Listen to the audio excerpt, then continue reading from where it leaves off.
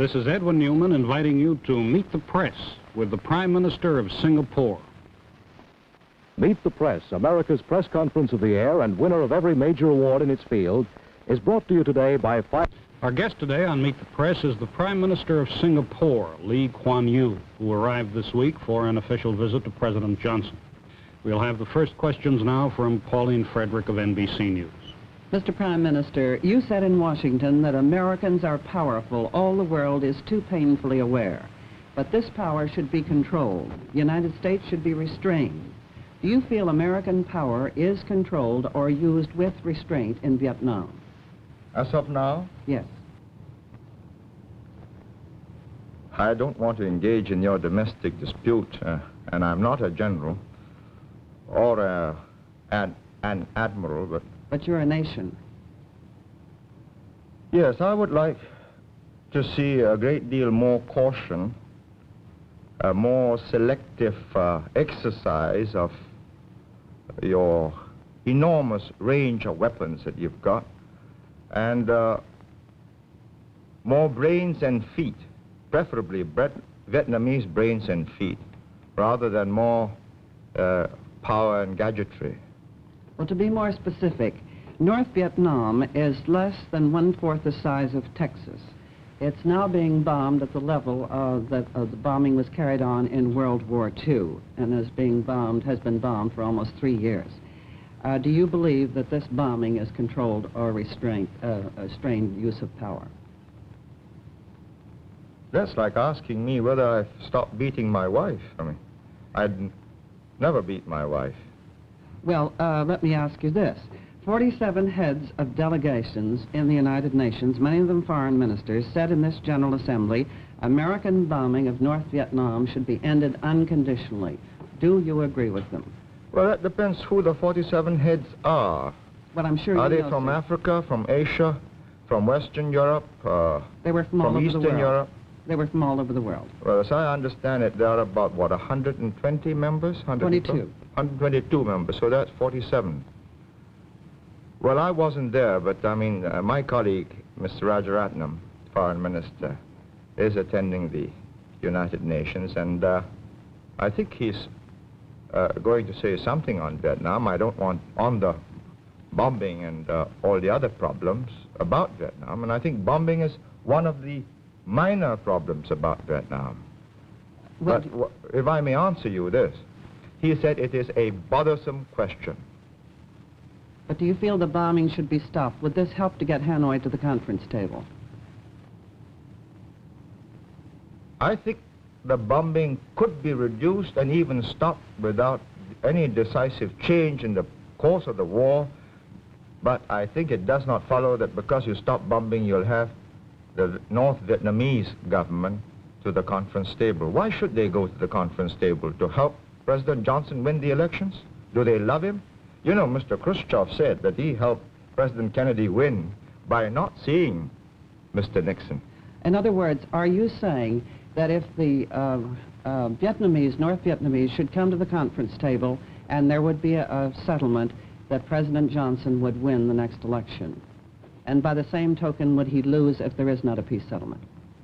I don't think it's as simple as that. I mean, you're putting words in, you're putting a form of words in such a tight and I think imprecise way, really, because the world is not so simple. It's not black and white. If they were to stop bombing, or you were to stop bombing, and if Hanoi were to meet with your president, it doesn't mean that there will be a settlement before the timetable for your presidential elections. And things can become very complicated, really, if it weren't. So I really don't want to go into all the intricacies, because it can take so many twists and turns, as Panmunjom did. So all I would like to say as an outsider is, will we all, in the name of humanity and for the sake of human civilization, take great care that there is no miscalculation on the reactions, not only of the North Vietnamese, but of the Russians and of the Chinese, because there must be a point at which they must react. Thank you, Mr. Prime Minister. We'll be back with Meet the Press and more questions for our guest, the Prime Minister of Singapore. But first, this message. Now back to Meet the Press, an unrehearsed press conference. Please remember, questions of the panel members do not necessarily reflect their own point of view. Here is our moderator, Edwin Newman. Resuming our interview, our guest today on Meet the Press is the Prime Minister of the Republic of Singapore, Kuan Yew. You've just met Pauline Frederick of NBC News. The other reporters on our panel are Roland Evans of the Chicago Sun-Times, Seymour Topping of the New York Times, and Crosby Noyes of the Washington Evening Star. Lawrence E. Spivak, permanent member of the Meet the Press panel, will be back next Sunday. We'll continue the questions now with Mr. Evans. Mr. Prime Minister, you said in a recent speech, quote, "The wrong kind of conclusion to the mess in Vietnam can absolutely unscramble the whole lot of us in Southeast Asia." What did you mean by unscramble the whole lot of us? Well, one of the problems in Southeast Asia is that it consists of relatively new and fragile independent nations. They've just become independent since the Second World War. And the great problem is the will to resist. And it melts very easily because people, particularly in the world over, they want to be on the winning side. But in Southeast Asia, because they are small countries, because big armies have come, Europeans came, the Japanese came, you know, you bend with the wind like the bamboo, as the Chinese saying goes. And if it looks as if the east wind is growing stronger than the west wind, then people start bending that away even before the wind comes. What you're saying, sir, if I understand, is that the American position of force and resistance to this east wind is essential to give your country and these other newly independent countries a bulwark behind which you can develop your independence. Is that what you mean? No, may I say what I mean myself in my own form of words? I think Americans have, I think, is a friendly habit of trying to help a person think for himself, but I'd rather do my own composition, if I may. You have adopted this position in Vietnam. In 1954, you never asked the rest of Southeast Asia, and we were not consulted.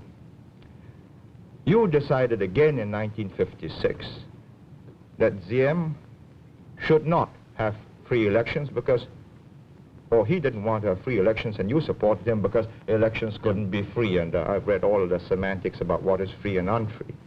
You decided in 1961, when things got a little bit difficult for Diem, to put in American advisors. And by 1963, at the end of 63, you had 25,000 American advisors in the Kennedy administration. Now, you had your last chance when Diem got knocked down by a bus, or perhaps it was a tank, and you could have got out and said to the generals, well, we'll help you, guns, food, uniforms, pay for the troops. But you decided, rightly or wrongly, to go in. And now this is 1967. And it's no use asking me now, for my opinion, what you should have done before. All I can say is, we've got to live with today, not with what might have been day before yesterday. And as of today, the Field Marshal of Thailand says, Kitikashon, and he's saying it to his own people, that they are going to fight in Vietnam, not in Thailand. Well, I take that to mean that if that is gone, he's going to anticipate history, and you know, the Thais have this great sense of the future, and as good anticipators of history, if they make a kind of adjustments in their postures arising out of what they think is a failure in Vietnam, well, I don't think the Tunku in West Malaysia has got very many years, in spite of all his armed forces. And then they've got me by the throat. Mr. Topping, Well, if I may again do what my predecessors here have done, recall a speech you have made. Some years ago you said, the Vietnam experience shows that however massive the military cover, however enormous the economic assistance, if the leaders of the people in whose name and whose behalf military cover and economic aid are being given do not set out to secure their own salvation, the end result still is perdition, both for the helper and the helped. Speaking as an Asian, do you think the South Vietnamese are helping themselves enough, or are we here in the United States headed for perdition with our allies? Well, you're asking me a very difficult question. I'm not making any direct contribution in Vietnam, and I think if I were a North Vietnamese, I'd resent the Prime Minister of Singapore passing judgment on the effort of the South Vietnamese, but I think they wouldn't mind my saying that the world will be a much better place if it's not Mr. Rusk explaining what this is all about, but either their president or their vice president, or better still, a new figure in a prime minister. You know? Yes. Forward-looking. Of South Vietnam. Forward-looking, independent, determined, and most important, sincere and honest. Mr. Topping? If I may shift a little here, one of the questions in our minds here has been that about the future of China and its relationship to Southeast Asia. Some people are saying that China is now so divided politically that there is no great danger for Southeast Asia in the future. Speaking as a Chinese who understands China, can you make an estimate or a guess as to the future of China? Do you think in the near future it will become again a unified country, a strongly unified country that might represent some kind of a danger to Southeast Asia? First of all, I can't speak as a Chinese because I'm a Singaporean. I'm of Chinese ethnic stock, and I think this is crucial. I mean, if you ask me to speak as a Chinese... As an ethnic Chinese. Yeah, well, you know, the Chinese People's Republic in Peking will be... I think quite rightfully indignant, and so will the other aspirant in Taipei. But speaking as a Singaporean, with some of the built-in memory programming of the Chinese people, I would say that if you believe that the Chinese people will just splinter up into so many warlord communist committees, each governing a province or even part of a province, then you will make one of the gravest mistakes about Asia. I think I've traveled around the world often, and you know, people don't know that I come from Singapore, and they treat me as a Chinese or as a Chinaman in the old days, as they used to call them. And they used to say, Chiang Kai-shek, you know, in the middle 40s, and nowadays, of course, Mao Zedong. I'd say that they are determined as a people to unify and build a modern, powerful, wealthy Chinese nation. And I say good luck to them. And I think the moment they get prosperous, good luck to me, because I'll be much safer. I don't believe, however, you know, the simple theory that they're just going to send their armies across and eat up Southeast Asia. It's too simple. And it's too simple for you, for the Americans, and for us, because then it's naked aggression. The whole of South Asia will gel together and meet an incoming invader. But they've got this make-it-yourself kind of revolution. Wars of national liberation. You know, here's the text. We've got an instructor. He'll teach you how to organize, and we'll slip you a few guns and more if necessary. And if it gets more difficult, well, surface-to-air missiles, and so on. And I think this is the problem, that each of the individual governments in that region must use the time that you are buying in South Vietnam for the rest of the world, particularly Southeast Asia. I'm not saying you're doing this, you know, just for Southeast Asia. You're doing this for yourself. But it so happens that I think I believe that it might get a bit difficult for me if there's a sudden evacuation. And I am determined to use this time to its fullest advantage, and I hope my neighbors will do likewise. Mr. Noyes. Prime Minister, what's the effect in Asia of demonstrations such as we had yesterday in Washington? Well, you know, I get a lot of demonstrations in Singapore, and my students are quite a rambunctious and spirited lot. And I think they ought to be. Otherwise, I think there's very little future for Singapore. It's a young community, and the young must be idealistic. The young must believe that the world should be more just, and there should be more moral rectitude in the behavior of their leaders, and they protest often in more than just a peaceful manner, because the communists slip into my demonstrations and, you know, windows got broken so often and cars get overturned. But at the end of the day, I think decisions have got to be made by adults, not teenagers. But it's got to be made in such a way that when the teenagers become adults and they look back on these decisions, they would be proud of the generation that went before them. Well, let me ask you this, Prime Minister. How confident are you that the United States will continue to supply this underpinning which you consider to be necessary for the non-communist states in Asia over, say, the next decade or so? I don't know, and I don't think, first of all, I'm not an American, so how can I know? And this is one of the reasons I've come here, to try and get a sample of the thinking, the feeling. I have no doubts that your president has got resolution and determination and restraint, and somebody will probably work out a winning line. But I've also no doubt that your Secretary of State and Secretary of Defense have got it.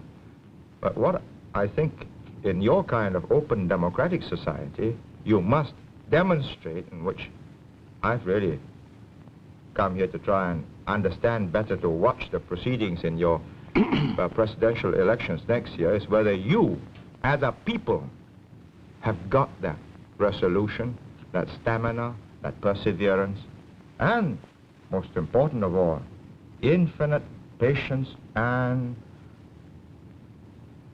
a capacity to hold back your desire to settle this quickly and get it over with, because this is a very different kind of war. The other side is not in uniform, you are. Do you believe that CETO, the Southeast Asia Treaty Organization, in its present framework, provides an adequate guarantee to Southeast Asian security? Well, you know, when it happened in, I think, 1954, 55, Mr. Nehru and quite a few other leaders like President Sukarno were very vehement in their denunciation, and even the Tunku Abdul Rahman of Malaysia was critical, and so was I. And I think looking back now, it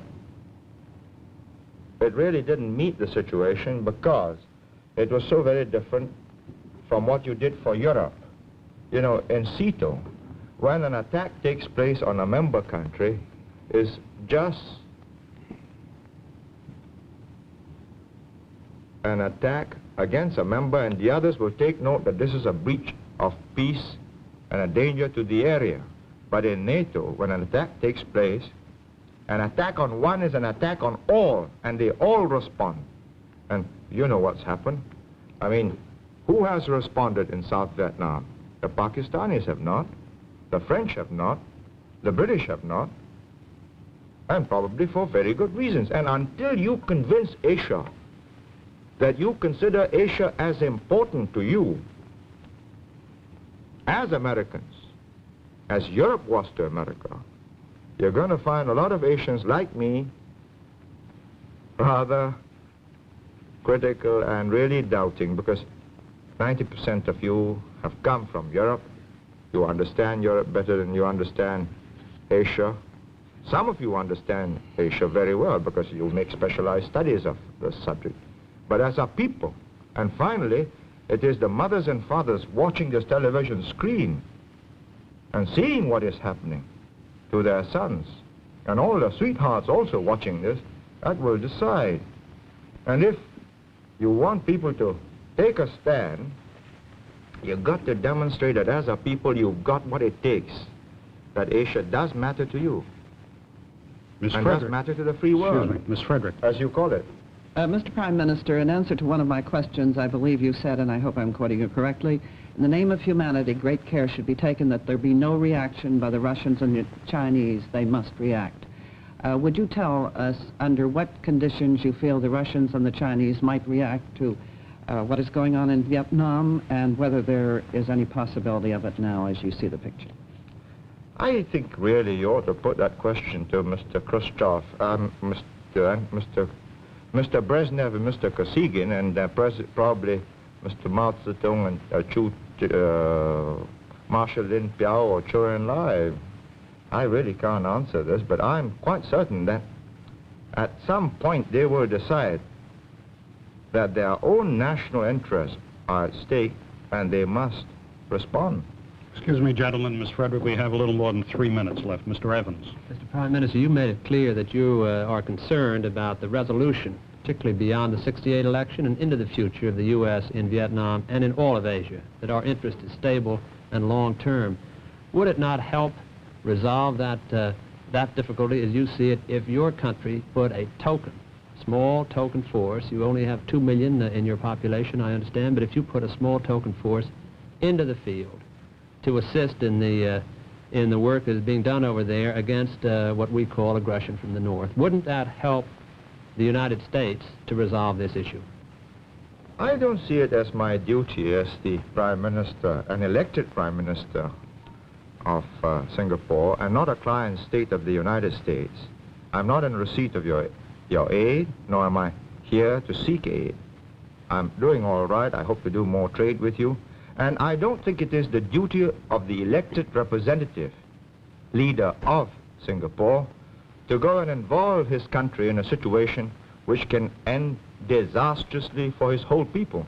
And as I've said, if there is no resolution shown, and God knows what can happen between now and November 1968, you tell me what happens to all your allies who have gone in with you in South Vietnam. Mr. Topping.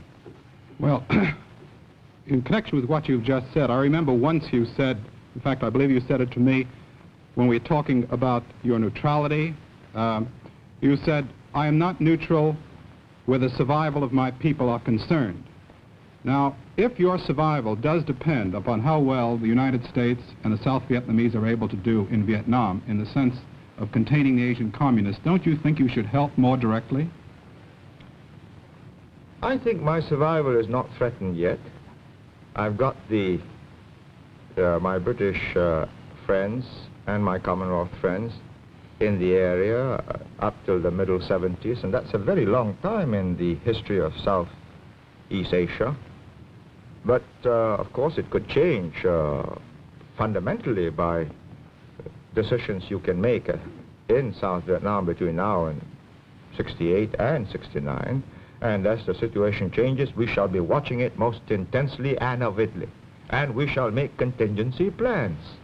We have to. We have about 1 minute left, Mr. Noyes. Prime Minister, if, as you said, the treaty, the CETO treaty, were strengthened to be more like NATO, with the same guarantees that NATO provides, would your country adhere to such a treaty? I think eventually what we must try and create in South and Southeast Asia is a community that is economically and socially conscious of what is to be gained by gearing into each other, yeasting up the economy, and once that happens, I think the security aspect, mutual security interest should lead us to a NATO-type situation, perhaps, with a minimum of underpinning from outside.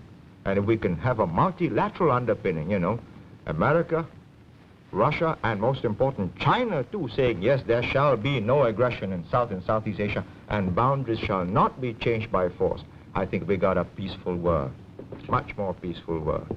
I must interrupt you there. Our time is up. Thank you, Mr. Prime Minister, for being with us today on Meet the Press. I'll be back with you in just a minute after this message. For a printed copy of today's interview, send 10 cents in coin and a stamped self-addressed envelope to Merkel Press, Box 2111, Washington, D.C. 20013. Next week on Meet the Press, our guest will be another headline figure in the news. Now, this is Edwin Newman saying goodbye for the Prime Minister of Singapore and Meet the Press. Goodbye. Join us each Sunday for News in the Making on Meet the Press, America's press conference of the air. Today's edition of Meet the Press was brought to you by Fireman's Fund American Insurance Companies. It could be Vietnam or right there in your hometown. Wherever and whenever the news breaks, you can expect the best comprehensive analysis of the news right here on NBC. This is Howard Reed speaking.